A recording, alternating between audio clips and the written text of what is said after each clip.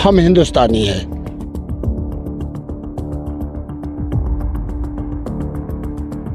गया बीजेपी जिंदाबाद।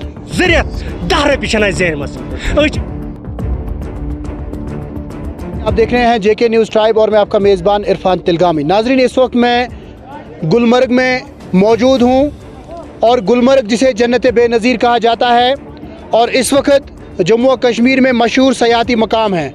लेकिन इस वक्त ये जो लोग आप मेरे पीछे देख रहे हैं, ये वो लोग हैं जो यहाँ पे दिन को मजदूरी करके, घोड़े चला के, दूसरा काम करके अपना पेट पालते हैं।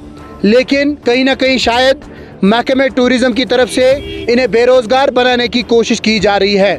जी हाँ, ये वही लोग हैं जो दिन को यहाँ पे कमाते हैं और शाम को जो है अपने अहलो अयाल को खिलाते हैं, अपने बच्चों की फ़ीस भरते हैं, बिजली की फ़ीस भरते हैं। और ये वही लोग हैं जिन्होंने हमेशा सर फ़ख्र से ऊंचा रखा कश्मीर का, जिन्होंने हमेशा सयाह लोगों के साथ ऐसा सलूक किया, तभी जाके सयाह लोग कहते हैं कि कश्मीर की मेहमान नवाजी कहीं और नहीं है।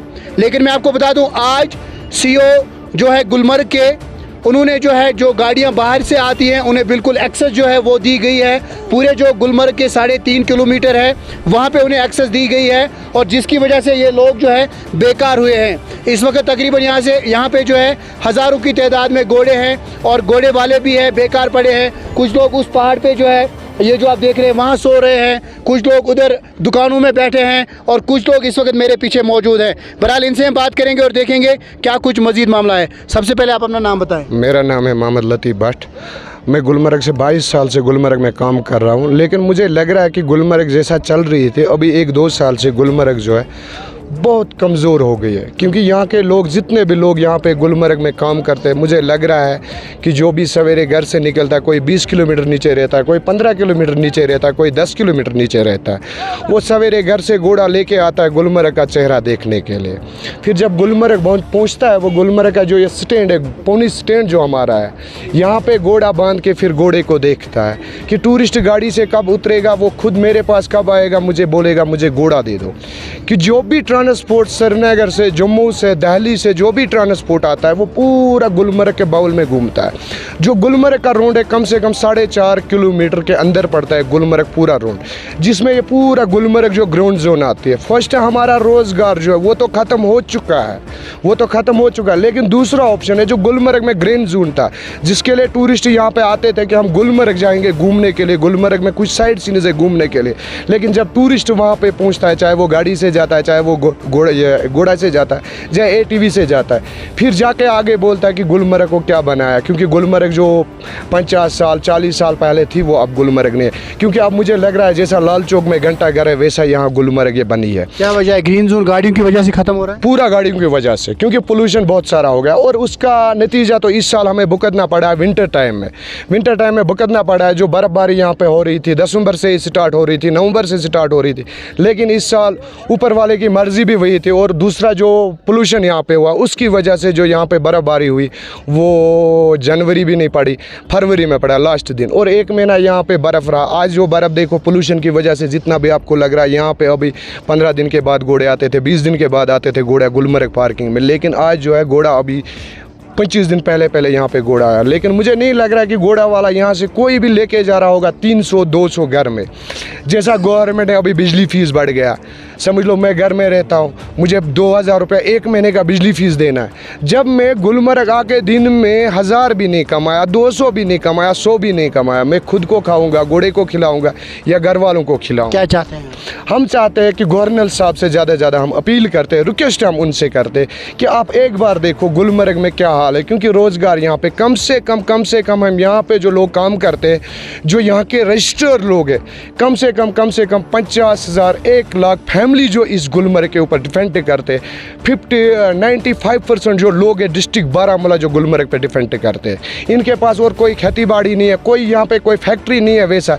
क्योंकि यहाँ पे घोड़े वाले आप देखोगे, यहाँ पे खाली वो अनपढ़ लोग नहीं आप देखोगे, जिन्होंने ग्रेजुएशन भी किया, MBA भी किया, सब यहाँ पे घोड़े चलाते हैं। सीओ टूरिज्म के पास आप गए थे? जी सर, बहुत क्या सारा बताया? हमने रिक्वेस्ट उससे किया, बहुत बार हमने रिक्वेस्ट किया कि अब ये मैंने उसको बोला, खुद भी मैं गया उसको मिलने के लिए, मैंने उसको रिक्वेस्ट किया कि 22 साल से मैं यहाँ काम कर रहा हूँ गुलमर्ग में, लेकिन मैंने ये हाल कभी नहीं देखा जो हाल मैंने इस साल देखा है, जो इस साल मैंने ये हाल देखा है। क्योंकि जैसा कंडे हमारा यहाँ पे टोल जो लगा था उससे आगे खाली वो गाड़ी आगे जाती थी, नाइट स्टे गाड़ी, जिसको आगे होटल में नाइट स्टे था वो गाड़ी जाती थी, होटल पे टूरिस्ट को वो ड्रॉप करता था, उसके बाद वो गाड़ी आता था पार्किंग में लगाता था। लेकिन जैसा आज भी श्रीनगर से चाहे 400 गाड़ियाँ, चाहे 500 गाड़ियाँ, चाहे 600 गाड़ियाँ आती है टूरिस्ट की, वो गाड़ियाँ इधर पार्किंग में नहीं। आप खुद भी देख रहे हो, यहाँ पे देखो क्या हाल है। जैसा मुझे लग रहा है कि गुलमर्ग रो रहा है। बिल्कुल। बहरहाल इस वक्त जो है प्रेसिडेंट साहब हमारे साथ मौजूद हैं। प्रेसिडेंट साहब ये बताएगा, इससे पहले भी आपने एक बार आवाज़ उठाई थी कि जो रजिस्टर्ड यहाँ पे खाली उन्हें काम करने दिया जाए, इससे बदनाम होते हैं यहाँ पे गाइड्स। तो आज जो है, आज ये बताया जा रहा है कि गाड़ी वाले जो है पूरे गुलमर्ग में गाड़ियाँ घुमाते हैं, चाहे वो कहीं से भी आए, चाहे 200 गाड़ियाँ हो, 400 गाड़ियाँ हो, जिसकी वजह से घोड़े वालों के रोज़गार पे इम्पैक्ट पड़ा है। तो आप एज प्रेसिडेंट क्या बताएंगे? देखिए सर, जो मेरे इस वाइस प्रेसिडेंट ने आपके सामने बयान किया, तो ये सबसे बड़ा बयान है जो इसने दिया। लेकिन मैं दूसरी तरफ आपको इशारा करूं, जहां तक सरकार का ताल्लुक़ है, सरकार अगर कोई कदम उठाएगा, लेकिन उसको पहले ये सोचना चाहिए था कि इस कदम उठाने से कितना इफ़ेक्ट पड़ेगा। यहाँ पे जो इन्होंने ये ट्रैफिक का ये मसला बनाया, ये सरकार का फैसला नहीं है, ये यहाँ जो हमारे ऑफिसर है इन्होंने ये मुझे लगता है मिलकर बनाया है। तो सरकार को अगर समझो कोई प्रोजेक्ट होता है, प्रोजेक्ट बनाना चाहता होगा, तो सरकार को पहले ये देखना चाहिए कि इस प्रोजेक्ट बनाने से इफ़ेक्ट क्या पड़ेगा। ये ट्रैफिक आगे जाने से हम यहाँ करीबन 60,000 लोग इस पे डायरेक्ट है, और अगर हम देखेंगे फैमिली कितना है तो फिर ये बड़ा मसला बनता है। लेकिन हमारे कुछ बंदे हैं, उनसे कुछ गलतियाँ हुई है। एक गलती उन्होंने बड़ी की कि मुझे लगता है कि मैं सीओ साहब से मिला, मैं बहुत सारे अफसरों से मिला, हमारे कुछ बंदों ने नारा लगाया पिछले 10-15 दिन से पहले, बीजेपी जिंदाबाद। ये आपने भी देखा होगा शायद। मुझे लगता है यहाँ तो ये हमारे ऊपर इसका असर पड़ गया कि इन्होंने ये नारा क्यों लगाया, बीजेपी जिंदाबाद, हम हिंदुस्तानी हैं। तो जहाँ जो कोई क्रिमिनल यहाँ पे है, कुछ बहुत सारे आपको मालूम ही है, तो ये नारा लगाने से ये पब्लिक ने ये नारा लगाया, इसी नारे लगाने से हम लोगों के साथ इतना नाइंसाफ़ी हुई। आपके कहने का मतलब है, जब आपने कहा बीजेपी जिंदाबाद, हम हिंदुस्तानी हैं, उसके बाद से आप पे ये जाति हो रही है? जी। उसी के बाद तब तक ट्रैफिक आगे नहीं जाता था, उसके बाद इन अफसरों ने मिलकर ये ट्रैफिक आगे छोड़ा। तो हम सरकार से ये गुजारिश करता हूँ कि अगर हम डायरेक्ट या इनडायरेक्ट, अगर सरकार डायरेक्ट है, हम समझो इनडायरेक्ट है, अगर पब्लिक ने बीजेपी का नारा लगाया, ये कौन सा जुर्म है? अगर यहाँ कोई मिनिस्टर जीत कर जाएगा, वो कहाँ जाएगा? वो भी बीजेपी के पास जाएगा। तो अगर यहाँ का जनता बीजेपी का नारा लगाता है, तो इस नारे लगाने से हमारे ऊपर इतना जुल्म हुआ, हमारे बच्चे भूखे हैं, हम खुद भूखे हैं। मुझे रोना आता है, क्योंकि मैं प्रेसिडेंट तब हूँ, कोई घर का बड़ा तब होता है जब उसके पीछे घर का परिवार ठीक होगा। मैं प्रेसिडेंट तब हूँ जब मेरा परिवार, मेरा जो ये जनता है, जब ये कुछ यहाँ कमा सके, तो फिर मैं प्रेसिडेंट हूँ। बिल्कुल। मैं सरकार से ये गुजारिश करना चाहता हूँ, गवर्नर से ये गुजारिश करना चाहता हूँ, और जितने भी यहाँ बीजेपी के सरकर्द हैं, मैं उनसे ये गुजारिश करना चाहता हूँ, खुदारा या तो हमारे दिल में आपको ये नाम नहीं डालना था बीजेपी का। अगर आपने ये नाम डाला हमारे दिल में, तो अगर हमने नारा लगाया, हिंदुस्तान का नारा लगाया, बीजेपी का नारा लगाया, तो इस नारा लगाने से हमसे ये रोजी रोटी छीनी गई। ये अफसोस की बात है। अच्छा प्रेसिडेंट साहब, ये बताइए, आप यहाँ से कब से काम कर रहे हैं? मुझे 30 साल हो गया, मैं कंटिन्यू प्रेसिडेंट हूँ 3 साल। तो आपको नहीं लगा कि अब 30 साल के बाद आज सरकार जो है यहाँ पे, जब महकमे टूरिज़्म है, वो आपको बेरोज़गार करने पर तुली हुई है? देखिए, ये जो इलेक्शन है, ये आज चल रहा है, मुझे लगता है, मैं खुल के कहता हूँ, अगर मेरे लिए कहीं मुझे वो कहीं हवालात भी भेजेगा, कोई जेल में भी रखेगा, मैं तैयार हूँ। मुझे ये लगता है कि ये इलेक्शन के वजह से यहाँ पे तोड़ फोड़ हो रहा है। तोड़ फोड़ इसलिए हो रहा है कि अगर यहाँ पे कोई छोटा जनता नहीं है, ये 17 मेरे ख्याल में यहाँ 10,000 लोग काम करता है, और इनकी फैमिली कितनी होगी?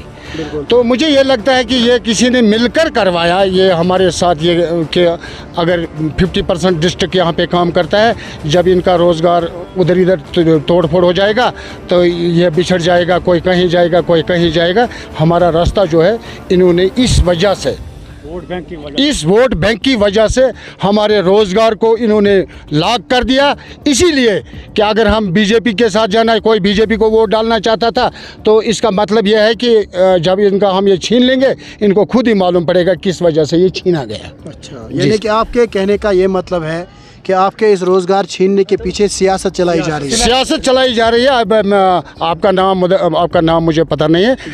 मैं मीडिया के वसादत से गवर्नमेंट को ये पैगाम देना चाहता हूँ कि मैं वीडियो क्लिप भेजूँगा। जिस दिन मेरे पब्लिक ने बीजेपी का नारा लगाया और हिंदुस्तान जिंदाबाद किया, मेरे पास वो वीडियो क्लिप है। एक तो मैं ज़बानी बोल रहा हूँ, दूसरा मेरे पास वीडियो क्लिप है। मैं वो क्लिप भी भेज सकता हूँ। जो भी यहाँ बड़ा कोई यहाँ चलाने वाला होगा बीजेपी का, मैं उसको वो क्लिप भेजूँगा। मेरे ख्याल में देखा भी होगा। तो सरकार से यही मैसेज है, हमारी गवर्नर साहब से यही अपील है। हम लड़ने वाले लोग नहीं हैं, हम पत्थर मारने वाले नहीं हैं, हम खुदा न खासा कोई दूसरा गलत रास्ता चलाने वाला नहीं है। हम दो टाइम की रोटी मांगता है गवर्नमेंट को।